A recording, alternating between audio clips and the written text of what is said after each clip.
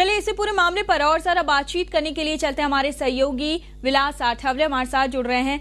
विलास, इस पूरे मामले ने आज सरकार की नाक में दम कर रखा। सड़क से लेकर विधानसभा तक सरकार जो है परेशानियों में घिरती नजर आई है। बिल्कुल, सरकार के नाक में दम रखना ये जो है ये बात नहीं है, क्योंकि 3 किसानों की हत्या हुई है। 3 किसानों के ऊपर पुलिस ने गोली चलाई है। उनकी मांग क्या है? तो उनकी जमीन गई है और जो प्रोजेक्ट है उस प्रोजेक्ट का हिस्सा जो है उनको चाहिए, उनको पानी चाहिए, उनको अपने जो पैसे बचे हैं वो चाहिए। और इन सारे मुद्दे के ऊपर विपक्ष जो है आज सरकार को आड़े हाथ लिया। पहले विधानसभा के बाहर धरना दिया और अब विधानसभा में काफी गहमागम चर्चा है। आर पाटिल के गृह मंत्री पद को लेकर पुलिस की जो रवैया रहा है उस बारे में काफी चर्चा है। हमारे साथ विवेक पंडित है।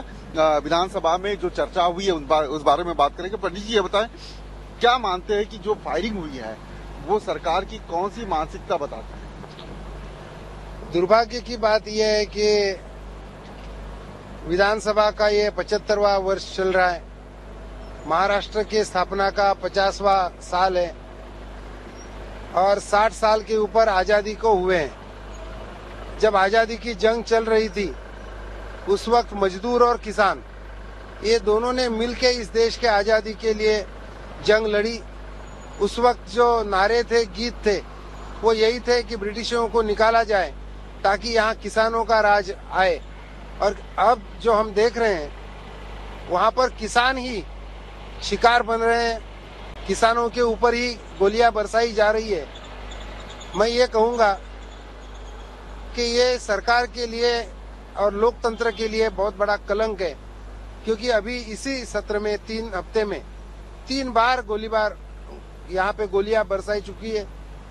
जो भक्त पंढरपुर गए थे वहाँ पे अंबड़ में उनके ऊपर वारकरियों के ऊपर गोलियां बरसाई गई। अभी नागपुर में गोलियां बरसाई गई और कल तो एक आदिवासी महिला भी इस गोली की शिकार हुई। जिस प्रकार से गोलियां लगी है, किसी को सर में गोली लगी है, छाती में गोली लगी है, क्या कंट्रोल नहीं रहा सरकार का कि पुलिस कुछ भी कर रही है और पुलिस को कुछ भी करने का हक दिया गया? पुलिस का मैं थोड़ा बाद में उसकी चर्चा करूंगा, क्योंकि ये जो सवाल है किसानों का, 3 साल से किसान इसके बारे में अपनी मांग रख रहे हैं, शांतिपूर्ण ढंग से रख रहे हैं।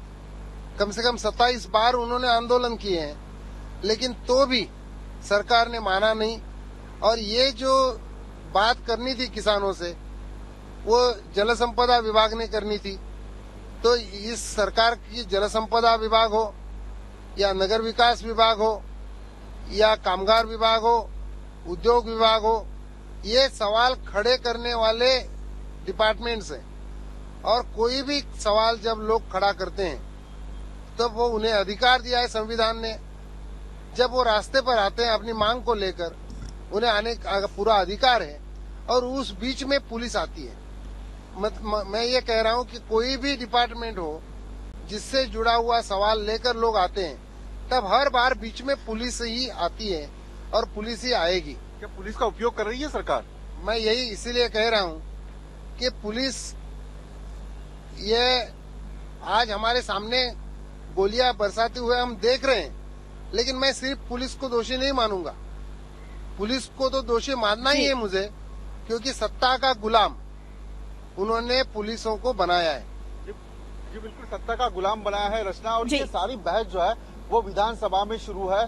भाजपा रहे, शिवसेना रहे या मनसे रहे, ये सारे पार्टी के जो एमएलएज है वो सरकार की इस कार्रवाई के ऊपर और पुलिस की कार्रवाई के ऊपर अभी चर्चा शुरू है।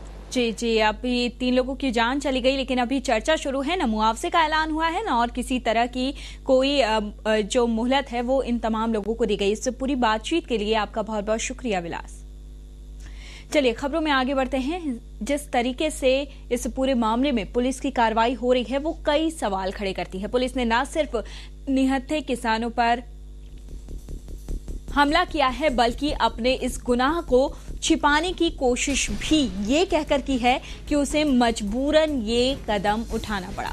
सवाल ये उठता है कि क्या वाकई स्थिति इतनी ज्यादा गंभीर थी कि पुलिस को गोली चलानी पड़ी, तीसरा अहम सवाल, कमर के ऊपर क्यों चलाई गई गोलियां? क्योंकि ऐसे मामलों में जब फायरिंग की बात आती है, फायरिंग मजबूरी हो जाती है, तो ये रूल है कि कमर से नीचे ही गोलियां चलाई जाएंगी। और सबसे अहम सवाल, इस पूरे मामले के दोषियों को क्या सजा मिल पाएगी? तो ये तमाम सवाल महाराष्ट्र सरकार से है। क्या दोषियों को सजा मिल पाएगी? दोषियों के खिलाफ कार्रवाई हो पाएगी, जिसमें 3 लोगों की जान चली गई है।